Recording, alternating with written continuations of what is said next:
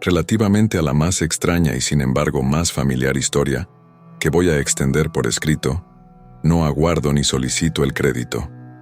Verdaderamente sería insensato esperarlo en un caso en que mis sentidos arrojan su propio testimonio. Sin embargo, yo no estoy loco, y ciertamente no sueño.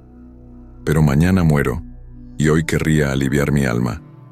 Mi designio inmediato es presentar ante el mundo, clara, sucintamente, y sin comentarios, una serie de simples acontecimientos domésticos. Por sus consecuencias, estos acontecimientos me han aterrorizado, me han torturado, me han anonadado. Con todo, yo no trataré más que de aclararlos. Para mí no han presentado quizás más que horror. A muchas personas parecerán menos terribles que estrambóticos.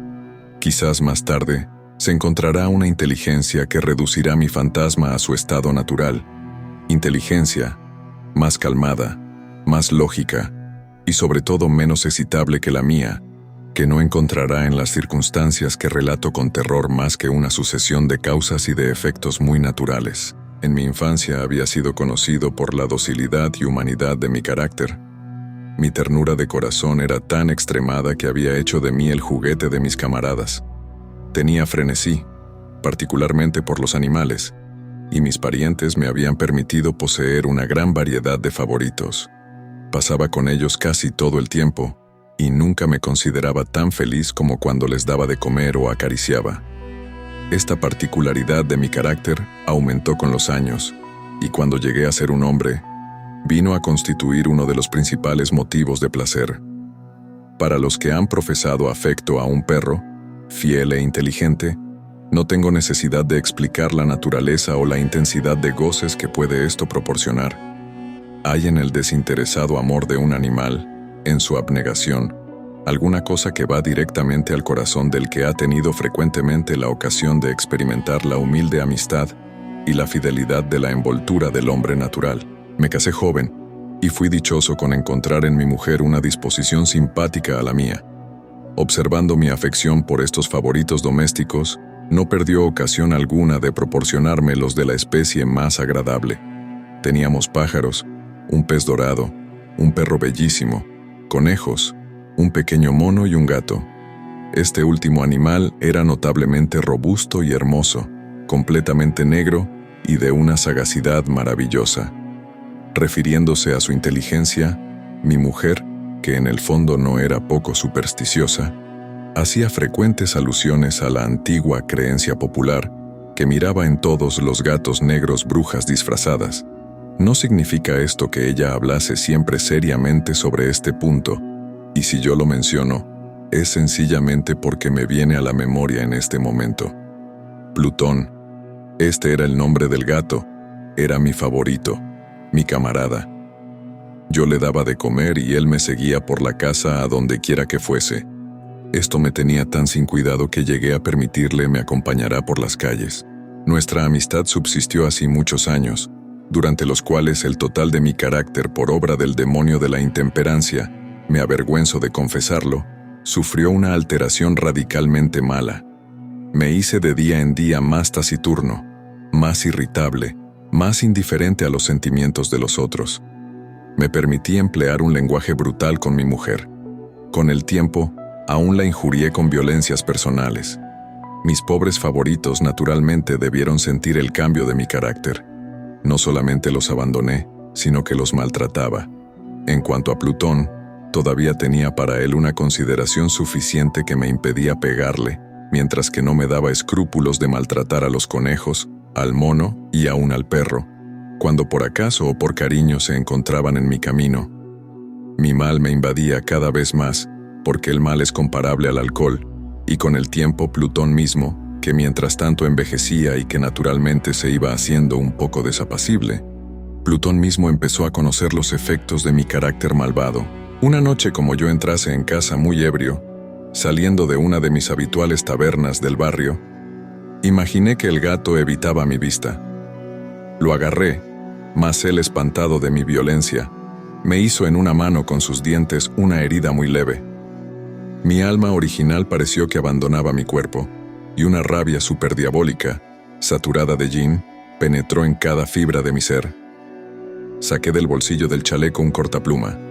Lo abrí, agarré al pobre animal por la garganta y deliberadamente le hice saltar un ojo de su órbita. Me avergüenzo, me abrazo, me estremezco al escribir esta abominable atrocidad.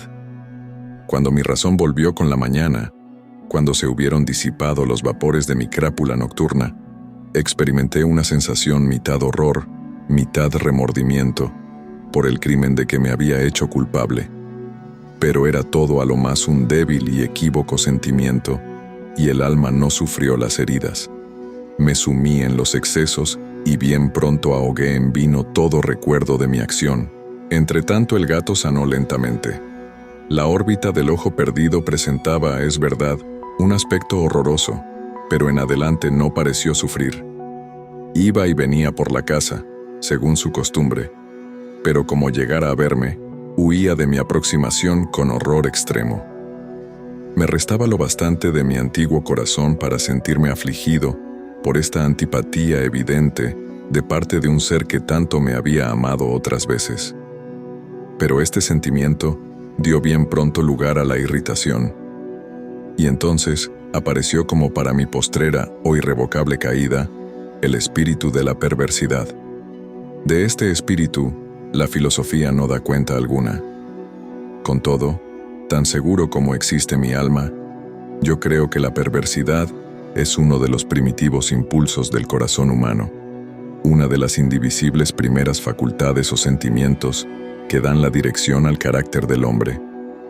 Quien no se ha sorprendido 100 veces cometiendo una acción sucia o vil, por la sola razón que él sabía no la debía cometer? No tenemos una perpetua inclinación, no obstante, la excelencia de nuestro juicio, a violar lo que es ley, simplemente porque comprendemos que es ley. Este espíritu de perversidad, repito, llegó a causar mi ruina completa. Es ese deseo ardiente, insondable del alma de atormentarse a sí misma, de violentar su propia naturaleza, de hacer el mal por amor al mal, quien me impulsaba a continuar y últimamente a indisponer el suplicio que había impuesto al inofensivo animal. Una mañana, a sangre fría, le puse un nudo corredizo alrededor del cuello y lo ahorqué de una rama de un árbol. Lo ahorqué arrasados en lágrimas mis ojos, con el más amargo remordimiento en el corazón. Lo ahorqué porque yo sabía que él me había amado y porque sentía que no me hubiese dado ningún motivo de cólera.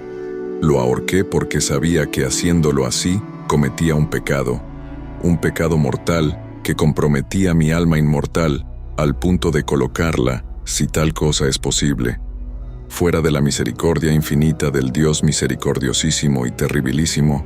En la noche que siguió al día en que fue concebida esta cruel acción, fui despertado a los gritos de «¡Fuego!». Las cortinas de mi lecho estaban convertidas en llamas. Toda la casa estaba ardiendo. No sin gran dificultad, escapamos del incendio mi mujer, un criado y yo. La destrucción fue completa. Fue absorbida toda mi fortuna, y entonces me entregué a la desesperación. No pretendo establecer una relación de la causa con el efecto entre la atrocidad y el desastre. Estoy muy por encima de esta debilidad, mas doy cuenta de una cadena de hechos y no quiero descuidar ni un solo eslabón. El día que siguió al incendio visité las ruinas.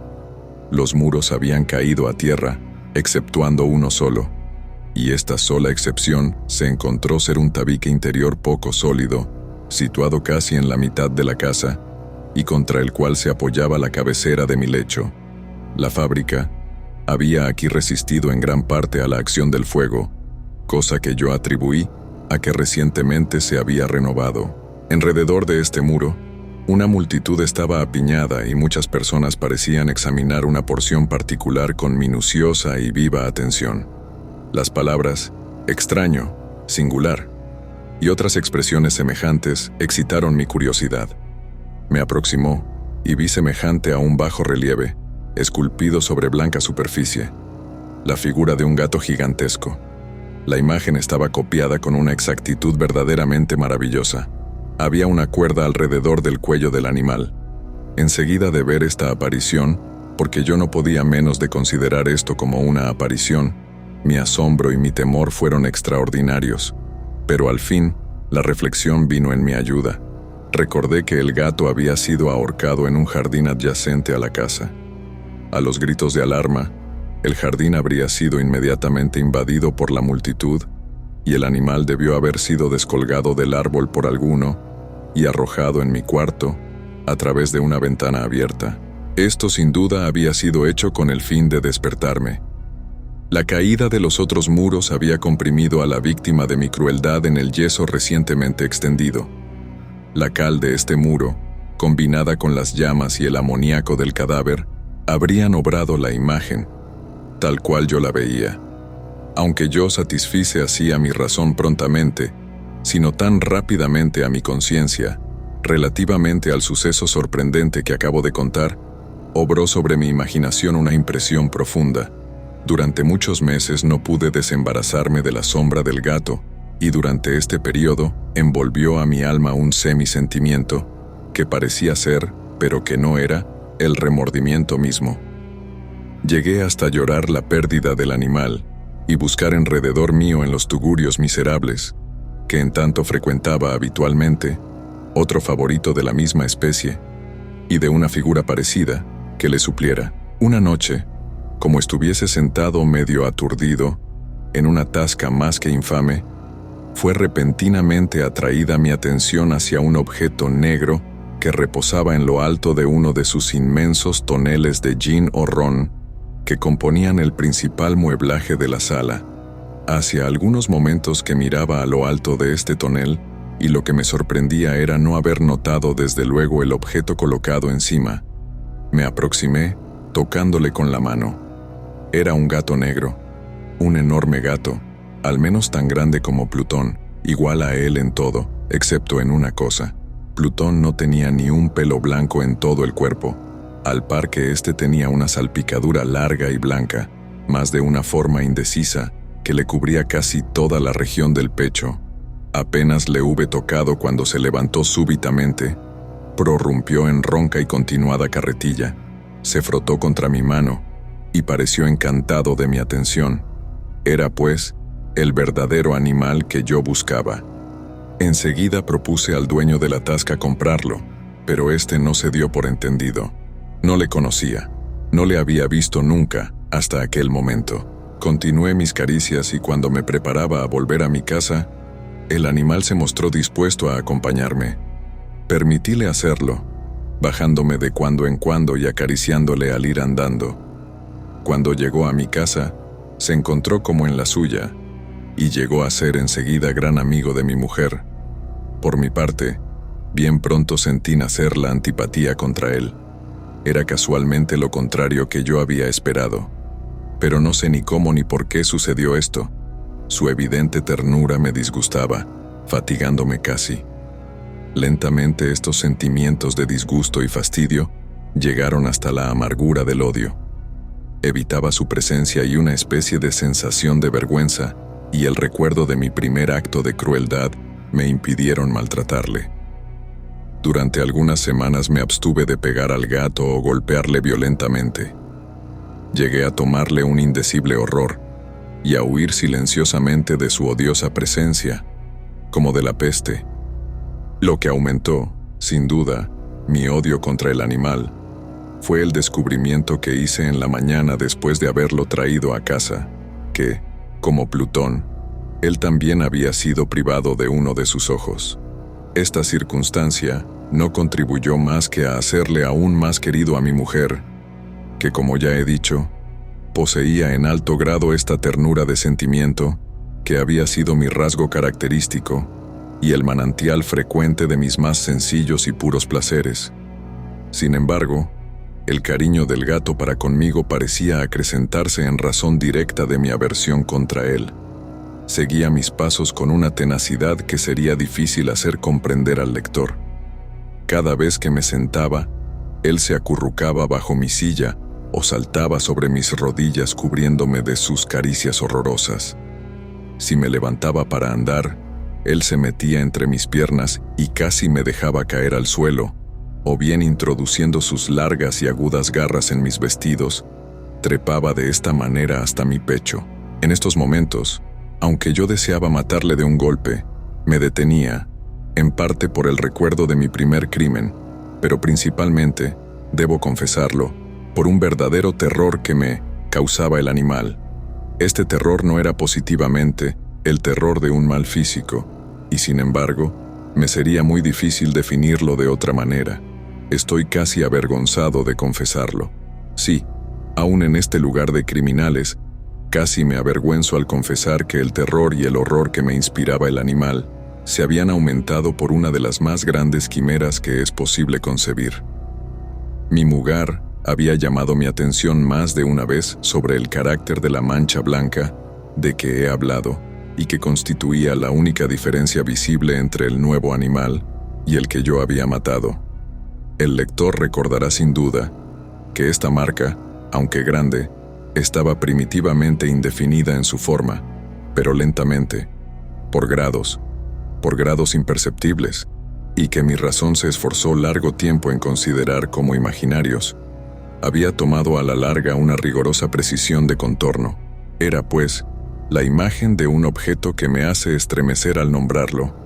Era lo que sobre todo me hacía tener al monstruo horror y repugnancia, y que me habría impulsado a librarme de él si me hubiera atrevido. Era, pues, como digo, la imagen de una cosa horrorosa y siniestra, la imagen de la horca. Oh, lúgubre y terrible máquina, máquina del horror y del crimen, de agonía y de muerte. Y he aquí que yo era un miserable, más allá de la miseria posible de la humanidad, una bestia bruta, de la cual yo había con desprecio destruido al hermano, una bestia bruta creando para mí hombre formado a la imagen del Dios Altísimo, un tan grande e intolerable infortunio. ¡Ay! Yo no conocía el descanso del reposo, ni de día ni de noche. Durante el día el animal no me dejaba ni un instante, y en la noche, a cada momento, cuando salía de mis sueños llenos de angustia indefinible, era para sentir el tibio aliento de la alimaña sobre mi rostro, y su inmenso peso, encarnación de una pesadilla que yo era impotente para sacudir, posada eternamente sobre mi corazón, bajo la presión de tormentos semejantes. Lo poco de bueno que restaba en mí, sucumbió. Pensamientos malvados vinieron a ser mis íntimos, los más sombríos y malvados de mis pensamientos. La tristeza de mi humor habitual acrecentó hasta odiar todas las cosas y toda la humanidad. Y sin embargo mi mujer no se quejaba nunca. ¡Ay!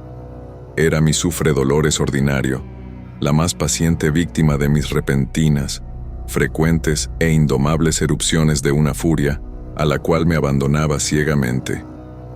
Un día me acompañó, para un quehacer doméstico, al sótano del viejo edificio donde nuestra pobreza nos obligaba a habitar.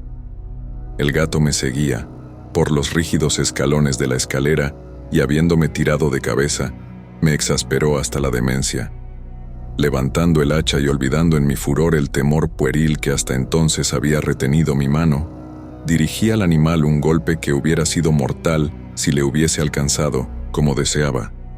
Pero el golpe fue detenido por la mano de mi mujer. Esta intervención me produjo una rabia más que diabólica. Desembaracé mi brazo del obstáculo y le hundí mi hacha en el cráneo. Cayó al instante muerta, sin exhalar un gemido. Terminado este horrible asesinato, me puse inmediata y muy deliberadamente a tratar de esconder el cuerpo.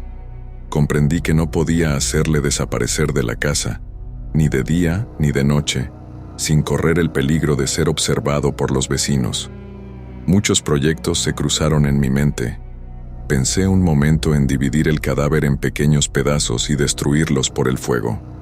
Resolví después cavar una fosa en el suelo de la bóveda. Luego imaginé arrojarlo al pozo del patio, más tarde meterlo en un cajón, como mercancía, en las formas usadas y encargar a un mandadero lo llevase fuera de la casa. Finalmente me detuve ante un expediente que consideré como el mejor de todos. Determiné emparedarlo en el sótano, como se dice que los monjes de la Edad Media emparedaban a sus víctimas. El sótano parecía muy bien dispuesto para semejante designio. Los muros estaban construidos descuidadamente y hacía poco habían sido cubiertos en toda su extensión de una masa de mezcla que la humedad había impedido endurecer. Además, en uno de los muros había un bulto causado por una falsa chimenea, o especie de hogar que había sido tapado y fabricado en el mismo género que el resto del sótano. No dudé que me sería fácil quitar los ladrillos de este sitio, introducir el cuerpo y emparedarlo del mismo modo, de manera que ningún ojo humano pudiera imaginar nada sospechoso. Y no fui engañado en mi cálculo. Con la ayuda de una palanca, quité facilísimamente los ladrillos y, habiendo aplicado cuidadosamente el cuerpo contra el muro interior, lo sostuve en esta postura hasta que restableciese sin gran trabajo toda la fábrica en su primitivo estado. Habiéndome procurado una argamasa de cal y arena con todas las precauciones imaginables, preparé una masa, una blanqueadura que no podía distinguirse de la antigua, y cubrí con ella escrupulosamente el nuevo tabique. El muto no presentaba la más ligera señal de renovación. Quité todos los escombros con el esmero más prolijo y expurgué el suelo, por decirlo así. Miré triunfalmente alrededor mío y me dije: aquí a lo menos mi trabajo no ha sido perdido. Mi primer pensamiento fue buscar al animal que había sido causa de desgracia tan grande, porque yo al fin había resuelto darle muerte. Si hubiera podido encontrarle en aquel momento, su destino estaba cumplido, pero parecía que el artificioso animal se había alarmado por la violencia de mi acción reciente y tenía cuidado de no presentarse en mi actual estado de humor. Es imposible describir o imaginar la profunda, la feliz sensación de consuelo que la ausencia del detestable animal obraba en mi corazón. No se presentó en toda la noche, y así esta fue la primera buena noche, desde su entrada en la casa, en que yo dormí tranquila y profundamente. Sí, dormí como un bienaventurado con el peso del crimen sobre el alma. Pasaron el segundo y el tercer día, y sin embargo no vino mi verdugo. Una vez más respiré como hombre libre. El monstruo en su terror había abandonado para siempre aquellos lugares. No le volvería a ver. Mi dicha era suprema. La criminalidad de mi tenebrosa acción no me inquietaba mucho. Se había abierto una especie de sumaria la cual se había dado enseguida por satisfecha. Una indagación se había ordenado también, pero naturalmente nada podía descubrirse. Al cuarto día después del asesinato, una porción de agentes de policía se presentaron inopinadamente en la casa y se procedió de nuevo a una exquisita investigación de lugares.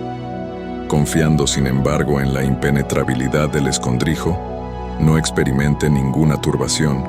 Los oficiales me hicieron acompañarles en la pesquisa. No dejaron de ver ni un rincón, ni un ángulo. Por fin, por tercera o cuarta vez bajaron al sótano. Mi corazón palpitaba pacíficamente, como el de un hombre que duerme en la inocencia. Recorrí de punta a punta el sótano, crucé mis brazos sobre mi pecho y me paseé descuidadamente de un lado para otro. La justicia estaba plenamente satisfecha y se preparaba a marchar. La alegría de mi corazón era demasiado fuerte para ser reprimida. Me quemaba el deseo de decir una palabra, solo una palabra en señal de triunfo, y hacer duplicadamente palpable la convicción acerca de mi inocencia. «Caballeros», dije al fin, cuando la gente subía la escalera, «estoy satisfecho por haber desvanecido vuestras sospechas. Os deseo a todos buena salud y un poco más de cortesanía. Sea dicho de paso, caballeros, ved aquí una casa singularmente bien construida». En mi rabioso deseo de decir alguna cosa con aire deliberado, entendía apenas lo que hablaba. Yo puedo asegurar que esta es una casa admirablemente construida. Estos muros, ¿vais a marcharos, caballeros? Estos muros están fabricados sólidamente. Y aquí, por una fanfarronada frenética, golpeé fuertemente con un bastón que tenía en la mano justamente sobre la pared del tabique, detrás del cual estaba el cadáver de la esposa de mi corazón. Ah, que al menos Dios me proteja y me libre de las garras del archidemonio. Apenas el eco de mis golpes turbaron el silencio, cuando una voz me respondió del fondo de la tumba. Un lamento primero, velado y entrecortado como el sollozo de un niño, luego, enseguida, inflamándose en un grito prolongado, sonoro y continuo, anormal y antihumano. Un aullido, un alarido mitad horror, mitad triunfo, como solamente puede salir del infierno, horrible armonía brotando a la vez de las gargantas de los condenados en sus torturas y de los demonios regocijándose en su condenación. Contaros mis pensamientos sería insensato. Me sentí desfallecer y caí tambaleando contra el muro opuesto. Durante un momento los agentes colocados sobre los escalones quedaron inmóviles, estupefactos por el terror. Un instante después, una docena de brazos robustos caían demoledores sobre la pared que vino a tierra de un golpe. El cuerpo, ya muy destrozado y cubierto de sangre cuajada, estaba derecho ante los ojos de los espectadores. Sobre su cabeza, con las rojas fauces dilatadas y el ojo único despidiendo fuego, estaba colocada la abominable bestia cuya astucia me había inducido al asesinato y cuya voz acusadora me había entregado al verdugo. Yo había emparedado al monstruo en la tumba mi infortunada víctima.